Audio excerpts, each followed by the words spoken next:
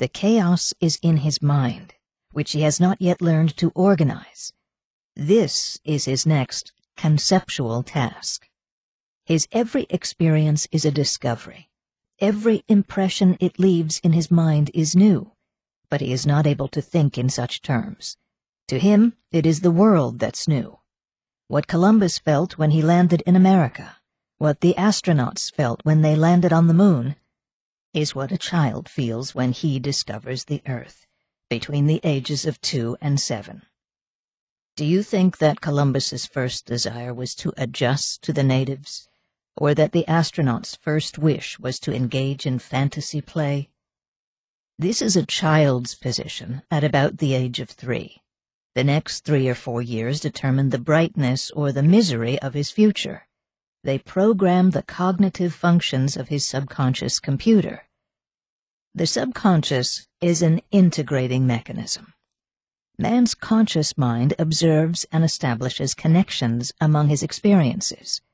The subconscious integrates the connections and makes them become automatic. For example, the skill of walking is acquired after many faltering attempts by the automatization of countless connections controlling muscular movements once he learns to walk. A child needs no conscious awareness of such problems as posture, balance, length of step, etc. The mere decision to walk brings the integrated total into his control. A mind's cognitive development involves a continual process of automatization. For example, you cannot perceive a table as an infant perceives it, as a mysterious object with 4 legs. You perceive it as a table, i.e. a man-made piece of furniture, serving a certain purpose belonging to a human habitation, etc. You cannot separate these attributes from your sight of the table. You experience it as a single, indivisible percept. Yet all you see is a 4-legged object. The rest is an automatized integration of a vast amount of conceptual knowledge which at one time you had to learn bit by bit. The same is true of everything you perceive or experience. As an adult, you cannot perceive or experience in a vacuum. You do it in a certain automatized context, and the efficiency of your mental operations depends on the kind of context your subconscious has automatized. Learning to speak is a process of automatizing the use, i.e. the meaning and the application of concepts. And more, all learning involves a process of automatizing, i.e. of first acquiring knowledge by fully conscious, focused attention and observation, then of establishing mental connections which make that knowledge automatic, instantly available as a context, thus freeing man's mind to pursue further, more complex knowledge. Introduction to Objectivist Epistemology. The process of forming, integrating, and using concepts is not an automatic but a volitional process, i.e., a process which uses both new and automatized material, but which is directed volitionally. It is not an innate but an acquired skill. It has to be learned. It is the most crucially important part of learning, and all of man's other capacities depend on how well or how badly he learns it. This skill does not pertain to the particular content of a man's knowledge at any given age, but to the method by which he acquires and organizes knowledge, the method by which his mind deals with its content. The method programs his subconscious computer, determining how efficiently, lamely, or disastrously his cognitive processes will function. The programming of a man's subconscious consists of the kind of cognitive habits he acquires. These habits constitute his psychoepistemology. It is a child's early experiences, observations, and subverbal conclusions that determine this programming. Thereafter, the interaction of content and method establishes a certain reciprocity. The method of acquiring knowledge affects its content, which affects the further development of the method, and so on. In the flux of a child's countless impressions and momentary conclusions, the crucial ones are those that pertain to the nature of the world around him and to the efficacy of his mental efforts. The words that would name the essence of the long, wordless process taking place in a child's mind are two questions: where am I? And is it worth it? The child's answers are not set in words. They are set in the form of certain reactions which become habitual, i.e., automatized. He does not conclude that the universe is benevolent and that thinking is important. He develops an eager curiosity about every new experience and a desire to understand it. Subconsciously, in terms of automatized mental processes, he develops the implicit equivalent of two fundamental premises, which are the cornerstones of his future sense of life, i.e., of his metaphysics and epistemology, long before he is able to grasp such concepts consciously. Does a child conclude that the world is intelligible and proceed to expand his understanding by the effort of conceptualizing on an ever wider scale with growing success and enjoyment? Or does he conclude that the world is a bewildering chaos, where the fact he grasped today is reversed tomorrow, where the more he sees, the more helpless he becomes, and consequently, does he retreat into the cellar of his own mind, locking its door? Does a child reach the stage of self-consciousness, i.e., does he grasp the distinction between consciousness and existence, between his mind and the outside world, which leads him to understand that the task of the first is to perceive the second, which leads to the development of his critical faculty and of control over his mental operations? Or does he remain in an indeterminate haze, never certain of whether he feels or perceives, of where one ends and the other begins, which leads him to feel trapped between two unintelligible states of flux, the chaos within and without? Does a child learn to identify, to categorize, to integrate his experiences, and thus acquire the self-confidence needed to develop a long-range vision? Or does he learn to see nothing but the immediate moment and the feelings it produces, never venturing to look beyond it, never establishing any context but an emotional one, which leads him eventually to a stage where, under the pressure of any strong emotion, his mind disintegrates and reality vanishes?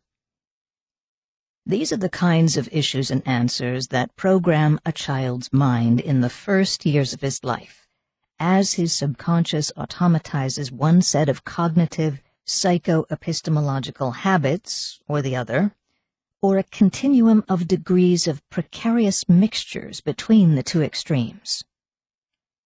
The ultimate result is that by the age of about 7, a child acquires the capacity to develop a vast conceptual context which will accompany and illuminate his every experience, creating an ever-growing chain of automatized connections, expanding the power of his intelligence with every year of his life.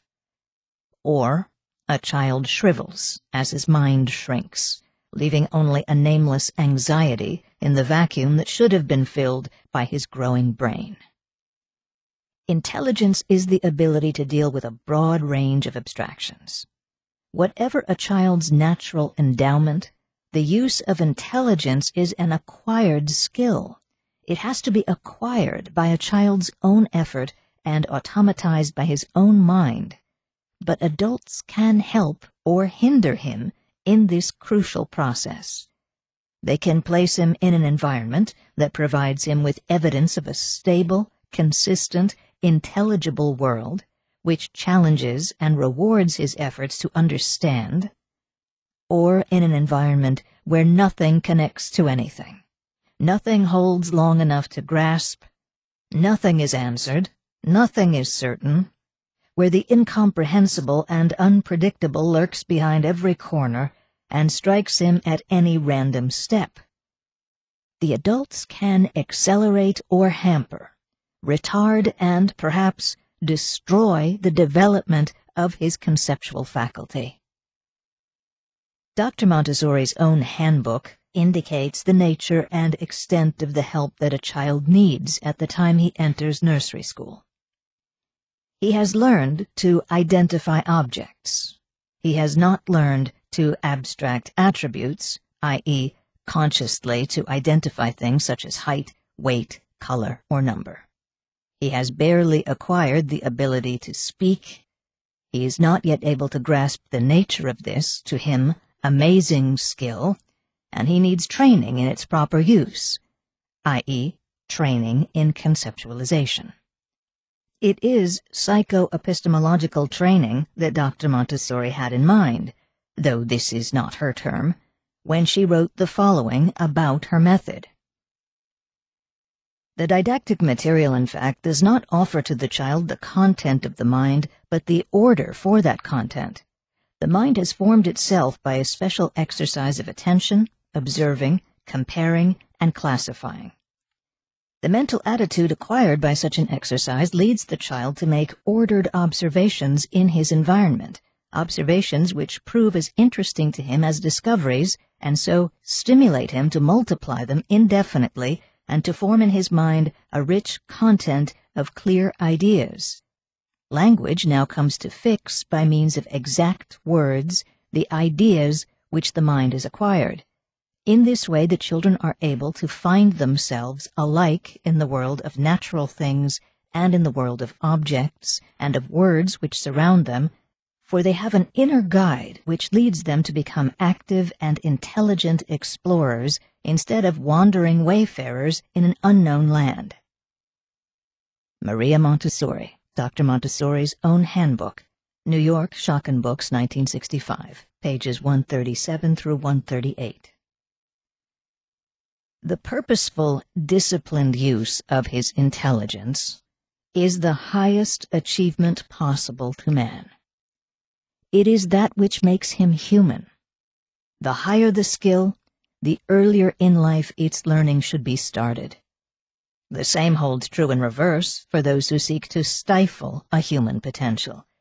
To succeed in producing the atrophy of intelligence, a state of man-made stupidity, one must get hold of the victim early. A mental dwarf must be started when he is small. This is the art and science practiced by the comprachicos of the mind. At the age of 3, when his mind is almost as plastic as his bones, when his need and desire to know are more intense than they will ever be again, a child is delivered, by a progressive nursery school, into the midst of a pack of children as helplessly ignorant as himself. He is not merely left without cognitive guidance, he is actively discouraged and prevented from pursuing cognitive tasks. He wants to learn. He is told to play. Why? No answer is given. He is made to understand, by the emotional vibrations permeating the atmosphere of the place, by every crude or subtle means available to the adults whom he cannot understand, that the most important thing in this peculiar world is not to know, but to get along with the pack. Why? No answer is given. He does not know what to do. He is told to do anything he feels like. He picks up a toy, it is snatched away from him by another child. He is told he must learn to share. Why? No answer is given. He sits alone in a corner. He is told that he must join the others. Why? No answer is given. He approaches a group, reaches for their toys, and is punched in the nose. He cries in angry bewilderment. The teacher throws her arms around him and gushes that she loves him. Animals, infants, and small children are exceedingly sensitive to emotional vibrations. It is their chief means of cognition. A small child senses whether an adult's emotions are genuine, and grasps instantly the vibrations of hypocrisy. The teacher's mechanical crib-side manner